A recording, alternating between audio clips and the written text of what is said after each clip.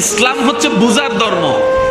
ইসলাম গুতাগুতির ধর্ম নয়, ইসলাম ঠেলাঠেলির ধর্ম নয়, ইসলাম মারামারির ধর্ম নয়।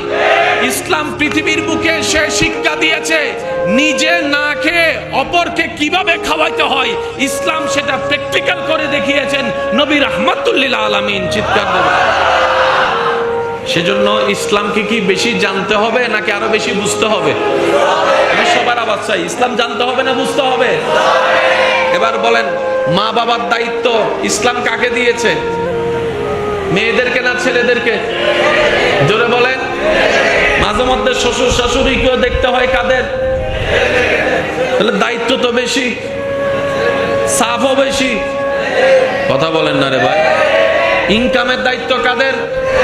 জিম্মাদারের দায়িত্ব কাদের? মেইনটেনেন্সের দায়িত্ব কাদের? কারেন্ট বিল কার জোগাড় করতে হয়?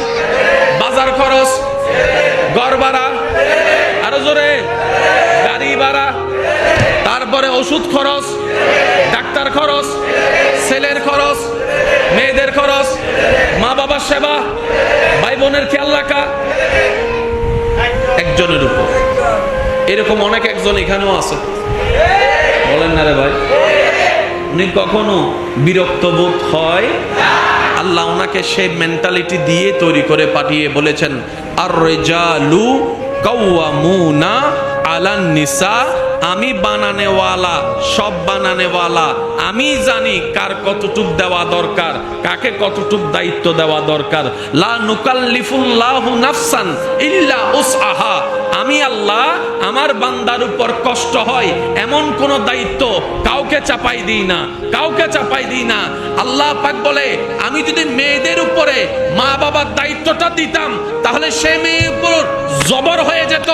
একদিকে শ্বশুর শাশুড়ির সেবা, আরেকদিকে মা বাবার সেবা, দুটোটা মেনটেইন হতো না।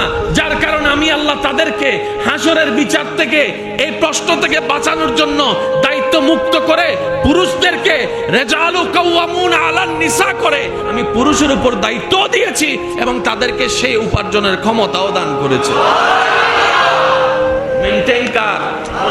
জোরে বলেন না, মেনটেইন কার? তাই বলে কি নারী জাতিকে ছোট করা হয়েছে? মনে রাখবেন, নারী জাতি যেমনই হোক, নারী জাতিতে নবী নাই, নারী জাতিতে রাসূল নাই, কিন্তু নারী জাতিতে ওলি আছে। এই নারী জাতিকে আল্লাহ সম্মানের সেই মকাম দান করেছেন।